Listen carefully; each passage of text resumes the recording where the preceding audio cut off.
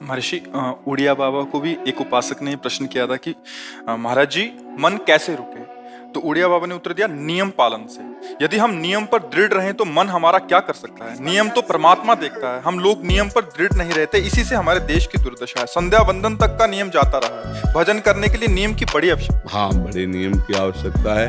तो जैसे प्रातः काल से सायं काल तक की हर व्यक्ति की अपनी एक दिनचर्या होनी चाहिए। ऐसा नहीं कि आज हम 4 बजे उठे, कल 7 बजे उठे, पर फिर मन को आप कंट्रोल नहीं कर पाएंगे। मन के लिए एक दिनचर्या होनी चाहिए कि हमको 10 बजे सोना है, 4 बजे उठ जाना है, तो फिर 4 से 4:15 नहीं होना चाहिए, 4 बजे उठ जाना, ऐसा नियम बना ले। और उठ करके हमको थोड़ी देर नाम जप करना है, थोड़ी देर हमें वाणी जी का गायन करना है, थोड़ी देर हमें ध्यान, एक अपनी दिनचर्या। फिर हम अपने संसार के कार्य के नियम, जो संसार के कार्य हैं, उनको भी करते हुए भगवान को समर्पित करें। जैसे जो पद में है, जो आपको राष्ट्र सेवा मिली है, जो आपको समाज सेवा के पद मिले हैं, या आपको जो घर की सेवा के कार्य मिले हैं, उनमें बहुत धर्म पूर्वक आचरण होना चाहिए। अगर आप अधर्म आचरण करते हैं, अपने पद का दुरुपयोग करते हैं, तो आप सुबह जग करके थोड़ा माला चला लीजिए, फिर भी आपका कल्याण नहीं होगा, क्योंकि आप अपने पद का, अपने सेवा का दुरुपयोग कर रहे हैं। जैसे हम जानते हैं कि अधर्म आचरण है, ये अधर्मी है, हमें पता है दोषी है, और वो हमको कुछ धन दे देता है, और हम उसको मुक्त करवाने की बात सोचते हैं, और जो निर्दोष है उसको फंसा देते हैं। अब तुम चाहे जितना माला चलाने की कोशिश करो या दान पुण्य करो, वो तुम्हारा अधर्म आचरण, वो अधर्म का धन तुम्हें सतमार्ग में नहीं जाने देगा। नियम लेना चाहिए कि जिस पद में है, जिस धर्म में है, जिस कर्तव्य में है, चाहे कुछ भी हो जाए, हम अपने कर्तव्य से विमुख नहीं होंगे। जितना जप महान है, उतने कर्तव्य महान है। दोनों बातें समझना है। माला फेरा और इसके बाद बेईमानी, अधर्माचरण, इनका कोई नियम नहीं है कि हमें कैसे चलना है, तो वो माला काम नहीं कर पाएगा, क्योंकि उसका तभी सत्य भाव माना जाएगा माला जपला जब धर्माचरण है। धर्माचरण नियम से। बोले वो बड़े कट्टर नियम वाले हैं, उनको घूस नहीं, आप उनको भयभीत करके नहीं काम करवा सकते, प्रलोभन में काम नहीं करा सकते। ये हमारी गृहस्थी है ना, तो गृहस्थी के पालन के लिए धन चाहिए, और धन के लिए हम धर्म को आगे रखें, धन को नहीं। धर्म को, हमारा कर्तव्य क्या, प्रायः जैसे पूज्य बाबा ने कहा, आज हमारे देश में बहुत दुर्दशा हो रही है। दुर्दशा हो रही, क्यों? क्योंकि सब अपनी जगह से गलत हो रहे हैं। अगर अपनी जगह हम ठीक रहे तो हमारी दुर्दशा नहीं होगी, हमारा भजन कम होगा, लेकिन हम धर्म से चल रहे हैं तो हम विजयी होंगे। हम भगवान को प्रसन्न कर सकते हैं, क्योंकि हमें जो कार्य मिला है वो भगवान का ही कार्य, सृष्टि भगवान का कार्य। जैसे नए बच्चे कुछ वकालत पढ़ रहे थे, तो यहाँ के प्रश्न किया था कि हम जानते हैं कि वो दोषी नहीं है, हम जानते हैं कि वो दोषी है, पर दोषी हमें पैसा दे रहा है, तो हम वकालत पढ़ी इसीलिए, हम उसको जिताएंगे, तो क्या कोई पाप है? तो उनका खुला पाप है। बोले नहीं, हमारी कोई ऐसा कंपनी दो, ऐसा कुछ बोले कि हमारी कंपनी को ये सिखाया जाता है, तो हमको तो ये करना ही होगा, अगर नहीं करेंगे तो हमारी वकालत का मतलब क्या रहा? तो नहीं, वकालत का मतलब अधर्मी को मुक्त करवाना नहीं है, वकालत का मतलब अधर्मी के सबूत एकत्रित करके उसको दंड दिलवाना है, और धर्मात्मा को मुक्त करवाना है। अब इसके लिए आपके पास अर्थव्यवस्था अगर कमजोर भी है, तो धर्म व्यवस्था आपकी पूरी है। धर्म व्यवस्था ठीक है तो परिवार स्वस्थ रहेगा, सुखी रहेगा, भगवान आप पर प्रसन्न रहेंगे। अच्छा, फिर हमने तर्क रखा कि जैसे आपकी बहन के साथ कोई गलत व्यवहार करे, आपको पता है, और वो आपको 10 लाख रुपया घूस दे, तो क्या आप उसका पक्ष लेंगे? नहीं, तो फिर दूसरी बहन के साथ किया। अब यहां विचार करना है ना, अपने भाई का अगर कत्ल किए हो, मुझे पता हो कि ये दोषी है, तो क्या हम पैसे से उसको मुक्त करने देंगे? लगेगा कि जान की बाजी लगा देंगे, और तुम्हें हम ऐसे ही एक गरीब आदमी की किसी ने हत्या की, तो आपका पक्ष बनता है। पर ये ज्ञान कहाँ मिलेगा? बिना अध्यात्म के ज्ञान तो मिलेगा नहीं। ज्ञान तो इस बात का मिला कि कैसे पैसा कमाया जाए। अच्छा, वो पैसा यदि अधर्म से आया है तो आपकी दुर्दशा कर देगा, आपकी बुद्धि भ्रष्ट कर देगा। तो जो बाबा कह रहे हैं कि आज हमारे समाज की बड़ी दुर्दशा हो रही, उसका कारण यही है कि हमें अध्यात्म का ज्ञान नहीं, हमें धर्म का ज्ञान नहीं, और बड़ी बड़ी गलतियां हो जाती है। बिल्कुल पता है आदमी निर्दोष है और हम धन के प्रभाव से उसको दंड दे देते हैं। वो दंडा भगवान जब आपको पलट कर देंगे तो आप सह नहीं पाओगे, उसका परिणाम बहुत बुरा होता है। तो इसलिए समाज को चाहिए अपने अपने कर्तव्य का पालन करते हुए एक नियमावली बना ले। जैसे कुछ दुकानों का नियम होता है कि वहाँ फिक्स रेट होता है, नहीं होता, वहाँ ये नहीं चलेगा कि कसम से कहते हैं कि तुम्हें हम अपना जान करके कि 100 रुपया मीटर ये मिला है, हम बिल्कुल मुनाफा नहीं ले रहे। नहीं, झूठ क्यों बोल रहे हो? दुकान खोले हो मुनाफा के लिए, झूठ क्यों बोल रहे हो? नहीं लेंगे मुनाफा, हम जितने का लाए हैं उससे मुनाफा लेंगे, पर 120 रुपया मीटर देंगे, कपड़ा बढ़िया है, नाप फिट है, इससे नीचे नहीं उतरेंगे, हमें सफाई देने की जरूरत नहीं है कि हम कसम खाते हैं या ऐसा। जानते हो ये बिजली है, दुकान है, नौकर लगे हैं, तो इसका मुनाफा लेने के लिए दुकान खोलें, कोई दान करने के लिए तो नहीं। तो सबको पता है मुनाफा लेगा, लेकिन एक फिक्स दाम, उसे 10-20 रुपया का मुनाफा लेकर के हम उसको बेच रहे हैं। लेकिन झूठ क्यों बोले?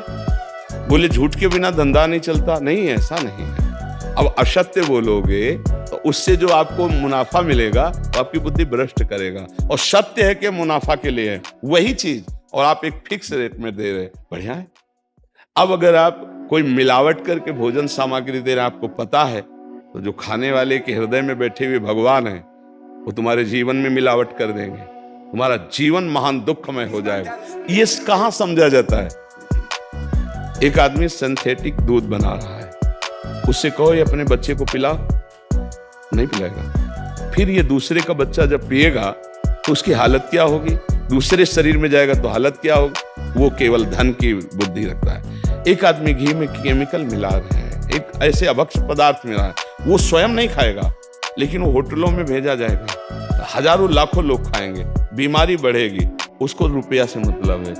ये चीज, ये दुर्दशा हर जगह धर्म का ज्ञान न होने के कारण फैल रही, नहीं फैल रही। एक मरीज बीमार है, असली दवाओं में पैसे ज्यादा है, नकली दवा लेकर के असली के दाम में बेच देना, उसको बिल्कुल फायदा ना होना।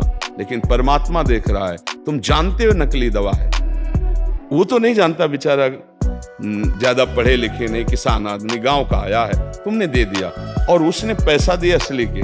अब वो पैसा तुम्हारी बुद्धि भ्रष्ट करेगा, तुम्हारे परिवार में कलह पैदा करेगा और तुम्हारा पतन कर देगा। ऐसे हर डिपार्टमेंट में, हर विषय में यदि हम अपने धर्म से चले, अपने सत्य से चले और थोड़ा भी भजन होगा, वो आपको उत्तम गति प्रदान करेगा। पर ऐसा कहां समझ में आ रहा? अध्यात्म के बिना भला ऐसा समझ में आएगा? तो इसीलिए कह रहे हैं हमारे देश की दुर्दशा हो रही। पूर्वजों में पहले ये था कि हमारा धर्म नहीं जाना चाहिए चाहे प्राण चले जाए, हमारा चरित्र नहीं जाना चाहिए चाहे सर्वस्व नष्ट हो जाए। आज इसकी कोई परवाह नहीं, तो उसी से बुद्धि भ्रष्ट हो जाती है, जीवन एक पशुवत आचरण वाला हो जाता है, और वो अपने को बड़ा सुखी समझने लगते हैं कि हमारे पास बड़ा वैभव है। लेकिन प्यारे, उस दिन को याद करो जिस दिन तुम्हारा आखिरी समय होगा, ना तुम्हारा फार्म हाउस जाएगा, ना महल तुम्हारा जाएगा, ना बैंक बैलेंस जाएगा, ना कोई व्यक्ति, और ना ये शरीर। अब तुम्हारे कर्म तुमको भोगवाएंगे। उस समय की कौन याद करता है? अगर उस समय की याद हो तो भय लग जाए कि नहीं पाप नहीं करूंगा, क्योंकि जाना है यहां से। अच्छा, कब जाना कुछ पता नहीं, किसी भी समय ट्रांसफर हो सकता है इस शरीर से। तो हमें लगता है कि महापुरुषों के जो वचन है कि हमें एक नियम से जीवन जीना चाहिए, धर्म पूर्वक जीवन जीना चाहिए, अपने कर्तव्य का पालन करना चाहिए। जो हमारे लिए कर्तव्य, आज प्रायः धन प्रधान बुद्धि होने के कारण कर्तव्य स्वाहा हो रहा है। एक विद्यालय में विद्यार्थी के लिए जो गुरु पद में बैठा है, उसका क्या कर्तव्य है? वो अपने कर्तव्य को भूला हुआ है।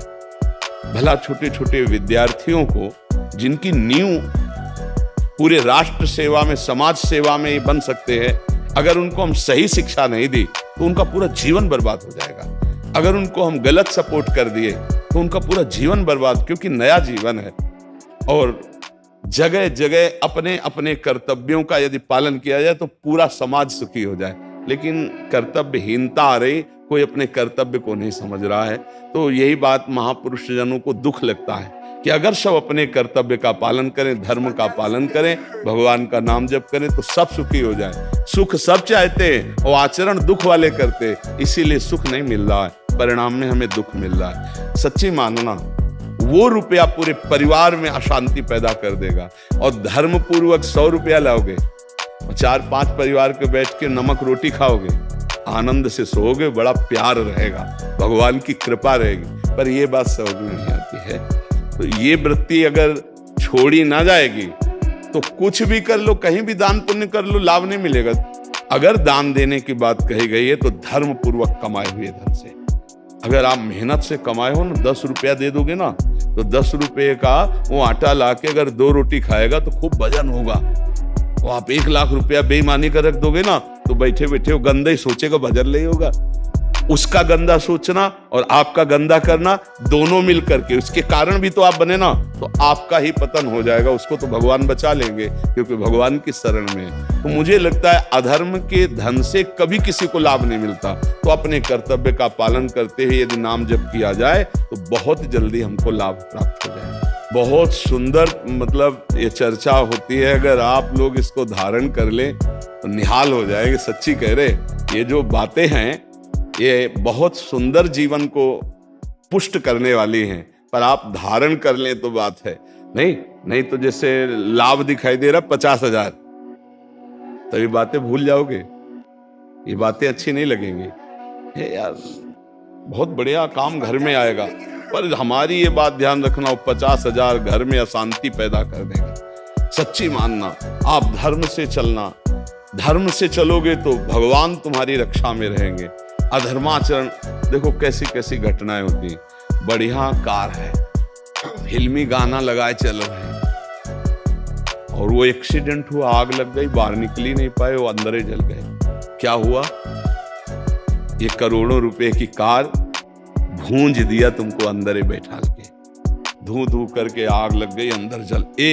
ऐसे जलना चाहते हो या भगवान के आनंद में चिंतन करके शरीर छूटे हो, फिर दाह संस्कार हो ऐसे कि सब लोग भगवान के नाम का कीर्तन करते ही जा रहे, फिर आपका अंतिम संस्कार, वहां जीवित जल गए। क्या हो सकता है? एक एक पल तुम्हारे कर्म का हिसाब होगा, एक एक सेकंड का।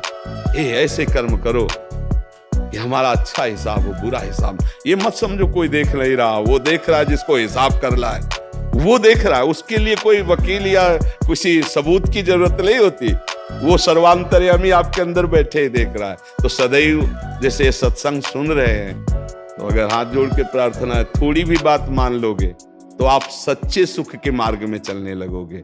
नहीं तो भाई बहुत गंदी हवा चल रही है, माया की बहुत गंदगी ऐसी फैल रही, कलिकाल है ना, कि ये बातें किसी को पसंद नहीं आती। वो बात बताओ कि हम कितना रुपया कमा ले, कैसे कितने भोग लें, और वो अध्यात्म में नहीं है।